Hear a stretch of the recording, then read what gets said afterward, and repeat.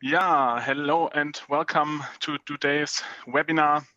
My name is Fabian Schenk and I'm a Senior Demand Generation Manager and Content Lead here at TeamViewer, and I'm glad you are taking the time today to join us for this webinar. Today we want to talk about integrative approaches, about how customers benefit from TeamViewer integrations, how you can benefit basically from linking individual systems, and how, of course, the TeamViewer integration package can help you work more productively and efficiently. And for this topic, I would like to quickly introduce our today's speakers to you. So first, I'm happy that Maximilian Petsch is joining us today, Account Executive Enterprise in the DACH area. So he has the knowledge of our customers, of existing customers, how they leverage our integration package and how they benefit from those connected systems already.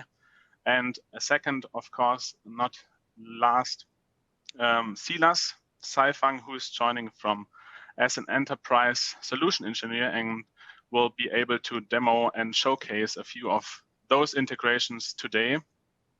So happy to have you on board. Yeah, Fabian, many thanks for the quick introduction.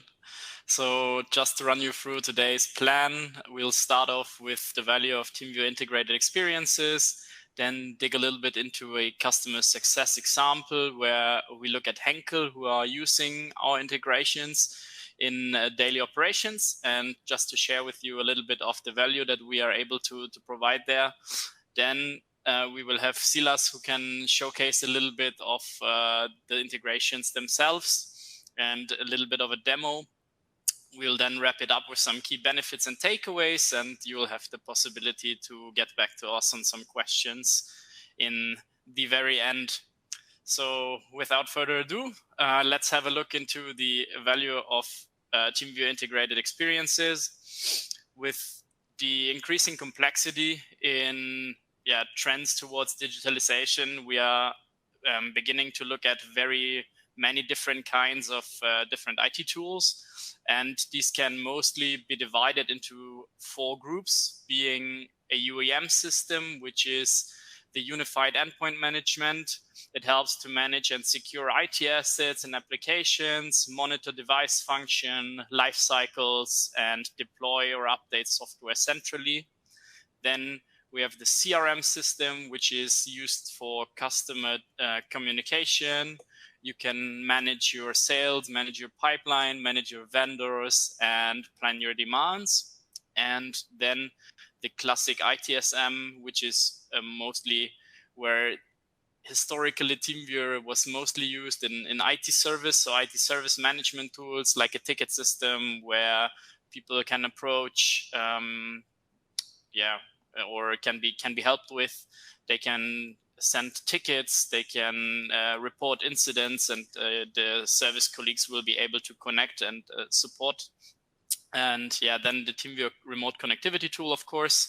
And within modern organizations, we often have these like island approaches where systems are not interconnected, and these lead to various challenges, such as a fragmented experience where you will always have a little bit of a media breach in between, meaning that if we take the example of the ITSM system, you will receive a ticket and you have the TeamViewer on the other side, where you might want to have some certain information available from the ITSM system.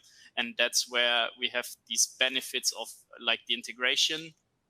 The whole fragmentation is leading to organizational silos where probably support doesn't really know what sales is doing, or vice versa. And we have these problems that the information is not like globally available. We'll have slower processes. We'll have knowledge gaps in between. So if you're working in sales, it's always nice to know if your support colleagues are already working with the customer, let's say, and they can then utilize this information to basically support the sales process, for example. Or we have, of course, the topic that people are appearing unprofessionally towards customers because they did not know what was previously communicated. And in an ideal IT world, we would look at a more like connected, you can say, approach where the systems are able to communicate with each other, meaning that the UEM system will be enabled to have a one-click execution of TeamViewer, for example, in case an update is not going well or a likes, or we will have the possibility to utilize the direct connection from the ITSM to directly have the incident available, know what's going on. So probably within the ticket, you receive the information that a certain software is not working or a likes, and you want to then establish the connection from there and immediately tackle the problem. The session will be able to be protocoled within the ITSM. So you basically have an overview on what was done on the incident. Probably if it reappears later, you have a quick fix, or on the CRM side, we can probably look into customer communication where you will be able to share a recording if you want to do a billing on the TeamViewer connection or something like this. And there we tackle all these problems with this integrated approach, meaning that the data and information is globally available. We have the likelihood of organizational silos, which is very, very reduced. And the business overall can operate faster and is more agile to adapt to certain challenges. And if we look into a very example, at the IT support at Henkel, we have Adrian Van Zyl, who is the product owner of client mobility operations, who was sharing with us that with TeamViewer, they now have a solution in place that covers all of their remote maintenance requirements and significantly improves the workflows for the IT experts. They were able to, after the adoption of the TeamViewer Tensor tool, provide simpler, faster, and more secure IT support. Now, how does that really look in their daily operations, or what was their situation previously that we had to cover here? We were looking at ServiceNow as an IT service management tool. There, they had the objectives to establish efficient remote support workflows and make sure that the business continuity is supported in the best way. We should provide the ability to open a support session directly from the incident management tool, and the cross-platform support for various operating systems should be a possibility. So if the end user is using a Mac device, if he's using a Windows device, shouldn't make too much of a difference. They wanted to be able to support all these cases from ServiceNow. Then on the user management side, we had the Azure in place, who is basically used to provision the remote access accounts or possibilities. And they wanted to do that with a minimum effort, meaning managing user permissions centrally, enforcing corporate authentication to enhance the security, and use things like two-factor authentication or likes.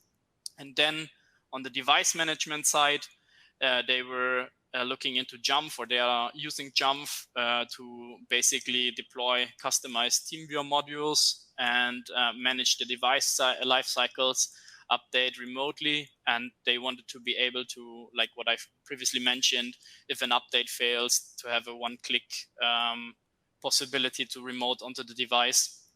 And looking at the packages, it's a little bit, you might encounter a different situation where you're not using ServiceNow, but probably a different tool. And here we just have a little bit of an overview. For example, we are also supporting Jira or Zendesk or likes if you're using a different ITSM system, or we can integrate into Okta to probably manage your users or likes. And now with a little bit of a look into the solution itself, I would like to hand over to Silas, who can probably have us run through a quick demo and give us a little bit of a showcase on how the integration looks. Silas, over to you. Yeah, thank you very much, Max, for the introduction, and also, of course, a warm welcome from my side, everyone. So for the demo part, we have like specific integrations we wanted to show to you. The first one will be the Azure integration. So we will more focus on the user management and the role management of the TeamViewer solution.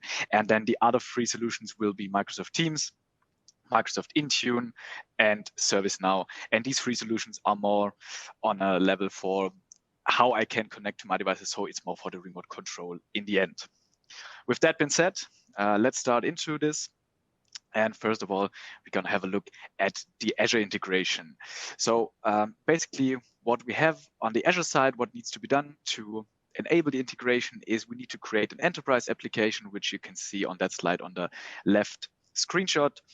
Here, basically everything what is needed is the enterprise application built by the customer.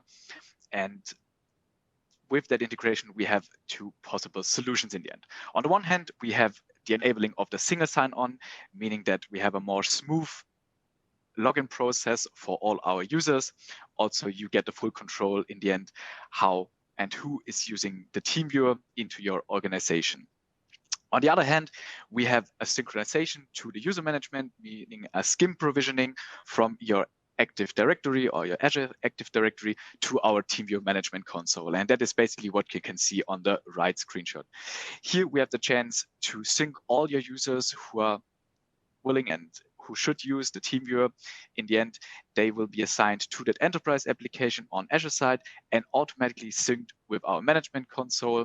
And then we can see them here in the user management. Here we also have the chance to work with user groups, meaning that we can sync all your user groups from your Active Directory with our management console. And this is then in the end needed for a more smooth and a more easy access control, because we can then assign specific device groups to specific user groups. And so we can make sure that only that specific users are able to connect to the devices. Now, the next one, what we are talking about is the integration to Microsoft Teams. And therefore, it makes sense to have a understanding how we see an integration, how our suggestion is about an integration. And here, Microsoft Teams is a good example for this. Just for the general part, what we are doing on integration, we are giving our remote connectivity to another app, meaning that you can create a session out of another tool. So here for the Microsoft Teams integration, basically everything what is needed. If you open your Microsoft Teams, go to the apps, search for TeamViewer, you will find the TeamViewer integration. You can already activate it, but of course, in the end, you need a specific license to use that integration. So how works the Teams integration? On the downside of that slide, you can see the chat window, if you have it on a team or in a one-to-one chat with one of your colleagues. And here you have a TeamViewer symbol, which is marked here in red. Once you, as an admin, click on that symbol, you will get a notification in Teams, which asks you if you want to do a remote control session or a pilot session, if you have the right license for this. And then in the background, what is happening on our side, a so-called session code is created. And we are sending that session code via a message, which you can see on the middle part, to that user. And that session code says, as you can see, it says click below to accept the remote control connection from me. In that case, we see the session code and when it will expire. The user then in the end clicks just on the launch session button, and me as an admin, I'm clicking on the join as an admin button. To see that a little bit more on a live basis, I've prepared a video for you, and I will give you a voice over what is happening there.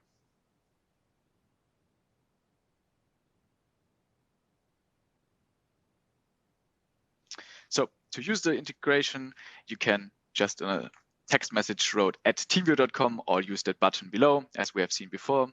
As said, it will now give me the option to go for a remote control session or a pilot session. In that case, we are going for a remote control session. I'm waiting to be, that session code is created. Now we send it to the user. We can also write some instructions, of course. And on the other hand, if I want to do a SSTR session or pilot session, I choose the other option, but basically the same happens, we're creating that card with that session code, sending it to the user, and can give them instructions. On an admin side, on the left-hand side, I have a new TeamViewer option. Once I click on it, I see all my open cases. And as you can see, they are actually appearing as offline. And once I'm refreshing it, the status is changing to online, and I'm joining as an admin. That will trigger my installed TeamViewer client. The user, on the other hand, will receive that call or will receive the message, depends on what kind of session we are using. In that case here, it's an assist AR session. And it's easy as that. The user just needs to confirm it, and I can do my maintenance work, help him fixing the issue. The next integration we want to talk about is the Microsoft Intune integration. Same as Teams, the same thing, it goes for Microsoft Intune. To activate the integration, we are opening the endpoint manager of Microsoft, going to the connectors and tokens, and here we already find the TeamViewer connector. Once we click on it, we need to authorize ourselves via our TeamViewer account, so we just simply log in. Then it will prove if we have the right license to activate that connection. If we have it, then it's active, and we can now perform connections out of Intune. What do we need to do here? We just simply opening our devices, our device list, searching for the device I want to have a connection to. Here on that three dots, we have my more options. I can create a new remote control session. Then also in the background, we will create that session code and send it to the user. The user will get a notification on the company portal. You can see on the lower part of the screenshots. Once the user clicks on that connection, he will also be asked if he accepts our remote control session. Once he allows it, we are connected. I created, of course, a video where I can give a voice over how this is working.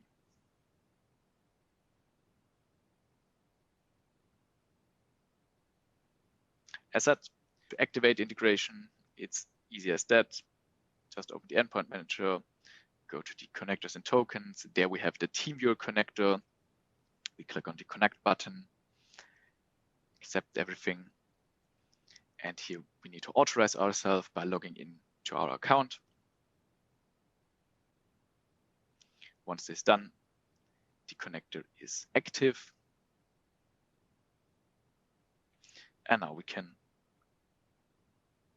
do the remote control sessions out of Intune. So we're opening our device, going over the three dots, creating that new remote assistance session. So creating that session code in the background. The user now gets that message in his company portal, which says your IT administrator is requesting control over your device. Once he accepts it, it will trigger, if there's an install TeamViewer, it will trigger the install TeamViewer. If not, we are using the quick support module. And of course, then he again needs to confirm that we can connect to this device. And once this is done, we can have the access and do our whatever job there. The last integration we want to show is for ServiceNow. Here, basically, it's the same. In the end, we are giving our remote control functionality into the ServiceNow. And on the left screenshot, you can see that on my ticket, on my asset, I have another menu option, which is called TeamViewer Remote Control. And here I have a new button where I can create a new remote control session. This will lead to the same behavior as before. So we will create that session code in the background, and then we can automatically send it via the ticket to the user with the specific link, with a specific message. Once he clicks on it, it will trigger the install TeamViewer client. If there is no install TeamViewer client, we will use the quick support in the end. Also, let us see how that looks in reality.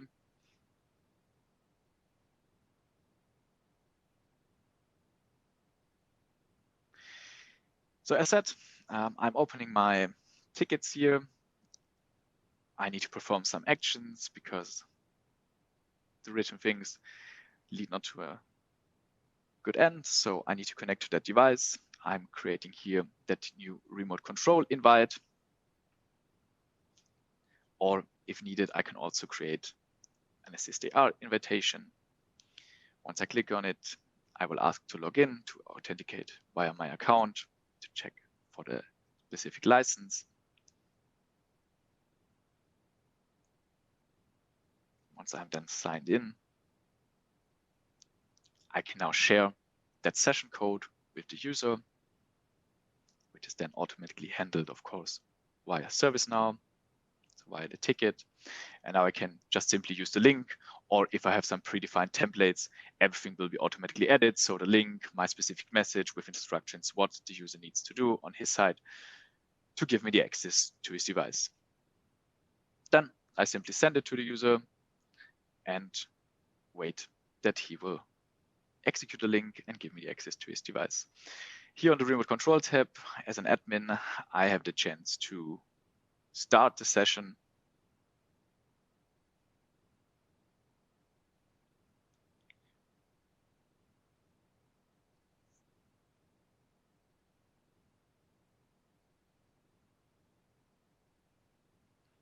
And here also I have my overview of all my open cases where I send the specific link.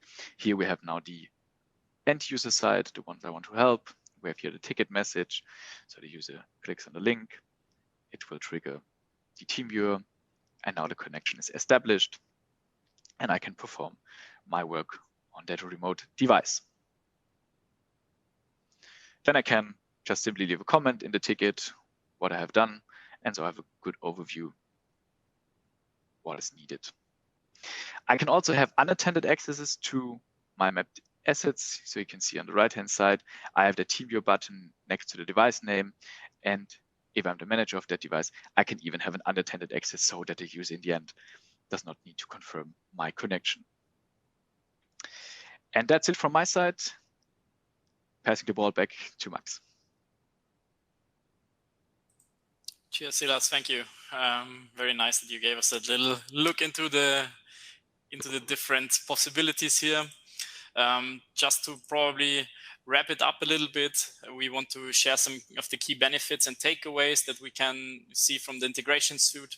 There, we see mostly that it's used to simplify processes and optimizations, provide seamless remote support, and to have all kind of platforms and devices serviced in the most simple and fastest way possible, meaning that they can, or the users can just use the tools that they are already used to. They can report a ticket via ServiceNow. They don't have to connect with like 3 or 4 different button clicks, but they just can use this easy way of connecting.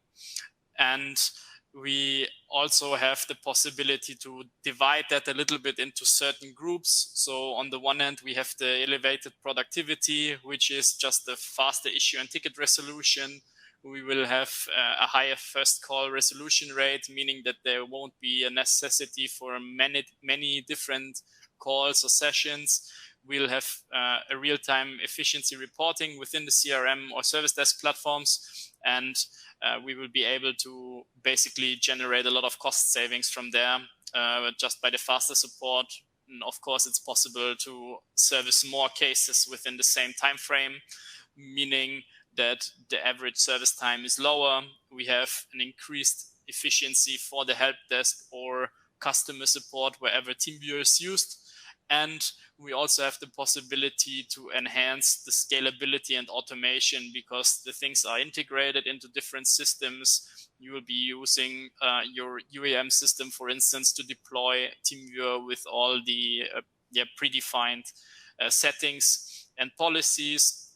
And it's way easier to service many devices or many users and map all these assets in the platform with the TeamViewer devices or users seamlessly. And then we have the enhanced control and security possibilities where we just look into different business apps where we see, okay, probably for certain devices, we need some sort of higher security because it's a critical device where not everybody would have access. And then we can use the conditional access, for example, to be very granular here to define, okay, that user is able to connect onto this device, and for other devices, they don't have these possibilities. So really granular way to access and manage permissions and access and policies. So with that being said, these are the main benefits. But now, of course, what if you look into a certain system that you have developed from yourself or for yourself? You are using your own kind of ticketing system, your own management system. There we have the possibility to integrate with an open API, meaning that we can plug the TeamViewer functionalities into whichever system we see. On the other hand, it's always basically more or less the same approach with the API, and we offer also from our side support to establish that integration, meaning that colleagues like Silas or likes will be able to help you as a customer to get this integration up and running and to make sure we suit your processes there in the best way possible. That's kind of the takeaway to have. And with that being said, I want to wrap it up. I want to hand over to Fabian, who probably has some questions or things that we can answer. And yeah, thanks very much up until here. Yeah, thank you, Max, and thank you, Silas, for those insights. I feel that if there's a remote support, remote access case, no matter if it's an internal help desk thingy or if it's external support that is provided, or you have connections from external to internal, I feel that this integration package, this integration suite would provide much value to streamline workflows, be more efficient and more productive because of all this information being centrally provided across multiple tools. So thank you for your insights here. I see a few questions coming in. Please don't hesitate if you have questions yourself. Put them into the Q&A box still. We have a few minutes left for Q&As, but I think we can already start with the first question probably. So what the attendee was referring to is the functionality of remote support, and I think, Silas, you mentioned that as well with the service queue and such. Is there integrations for other TeamViewer functionality basically when it comes to the integration package than the remote support and remote connectivity parts? Yeah, I would take that for first glance. So basically what we have and what we also saw in the videos is that on the one hand, we of course have the chance to integrate our remote control functionality so that I can connect from my device to another device. So the classic TeamViewer way, I would say. And as we saw on the videos, on the other hand, we also have the chance to have the integrations for an SSDR session. So for an augmented reality session, meaning that I can connect to a mobile device or even a smart glass and see what my opponent see and can help him doing some other basic stuff. And of course, on the other hand, we have the integration for the user management. So basically for the ADFS, Okta, Azure, we can integrate with our solution to get a connection between our user management and the Active Directory of our customers.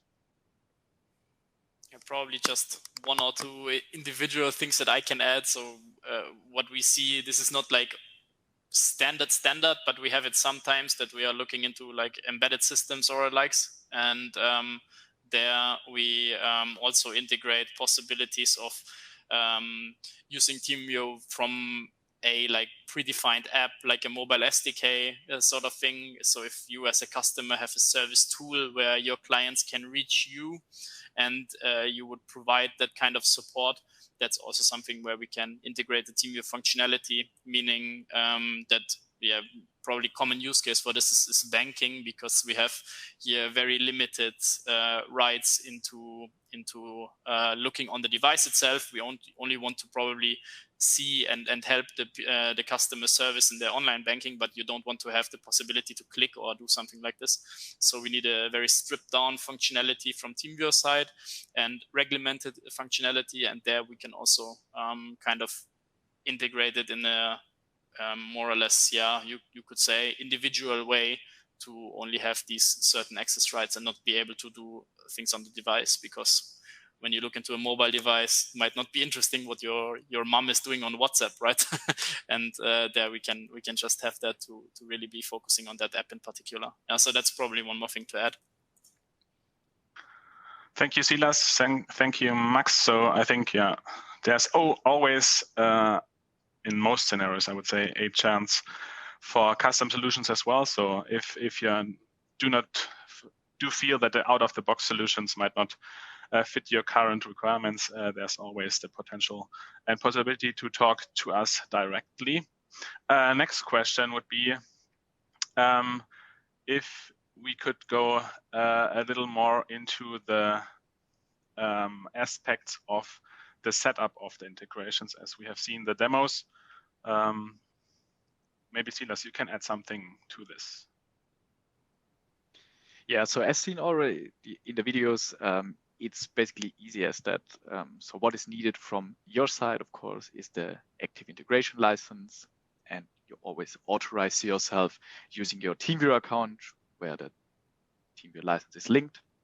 Of course, that's the one part. And on the other hand, to integrate or to activate integrations itself, we saw it on Teams and on Intune, for instance. We have predefined connectors in that systems which are already existing.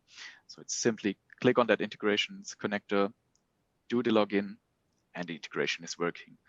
For ServiceNow, it's basically the same. There we need a specific API token in the end, but it's all pretty easy and no rocket science in the end. So it can be done easily.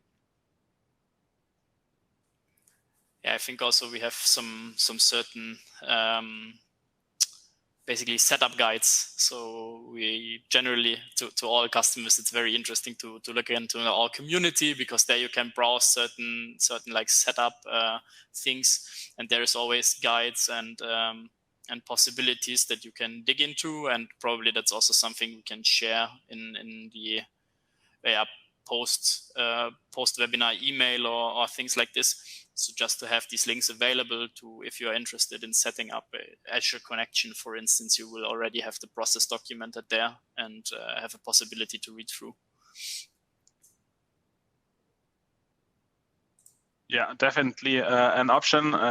Thank you for the answers here. Community is always a good way to look into setup and how-to information, or you can reach out directly to us as well at any point if you feel that you need assistance or some information that was not provided today. So overall, I would say the legwork was already done in most scenarios by us. So it's rather a quick start if you would like to try it already. Next question. What license is needed to use the integrations? Probably I can take that. So for most of the things, we work with the Tensor license. So that's basically the one. And yeah, then it comes down to what kind of functionality you would use, right? Because if you are interested in, for example, Assist AR, then you obviously need an Assist AR license for that as well. But if we look into remote connectivity, it's generally Tensor that enables all the possible integrations. And yeah, then we have some more on the OT side, which is more towards process digitalization, but that's not the main topic of today. It's more into the remote connectivity part, and there Tensor license is good to go. And yeah, just on that note, for everybody who is existing customer, we have upgrade paths and stuff like this, so they can always reach out to the sales teams directly to see if there is interest, how to set it up. Yeah. Thank you, Max. Maybe alongside this question, maybe a tricky one as in most pricing questions. Can we share anything about pricing when it comes to the integration package and such? Yes, so basically it's always depends on the use case a little bit. is SSO only? Yes, that's also something because that question just popped up. So SSO is available with the Tensor license there, but we always have the possibility to meet your needs where they are. So we are looking individually into the case, and then some customers, they would require SSO and they would require probably some sort of event logging or so. So this can basically be done with Tensor, but we don't need to be licensing the whole feature set if you're not using it, right? So that's just something you would basically take with the colleague who is responsible for the market. And so for my case, it's DACH, but also I can also help because we will share my details afterwards. I can help connect you with the people who are responsible. And there we talk individually on the case, and we can always find a way to make it suitable, I believe. Thank you, Max. Yeah, so when it comes to licensing pricing, I think Max explained it quite well. It's an individual approach that can be discussed on a personal level, I think, in most cases. And that I think, as I can't see any further question, would lead me to the closing of this webinar. So Max, Emilian already mentioned that you can, if there's further questions, further topics, if you have questions about Tensor overall, if you want to go deeper into the integrations parts, if you already considered Tensor for some while, then that's your go-to person. Or if you are an existing customer already, you might know your ways and lines of contacts already. So feel free to reach out to us at any point. If your question or if you have further questions in this webinar, then we will answer that after this session as well via direct outreach. So I say thank you again for all the attendees today. Thank you to Max and Silas for providing with us with this insightful pieces of information. And I wish you all the best for today and stay connected. See you in the next webinar.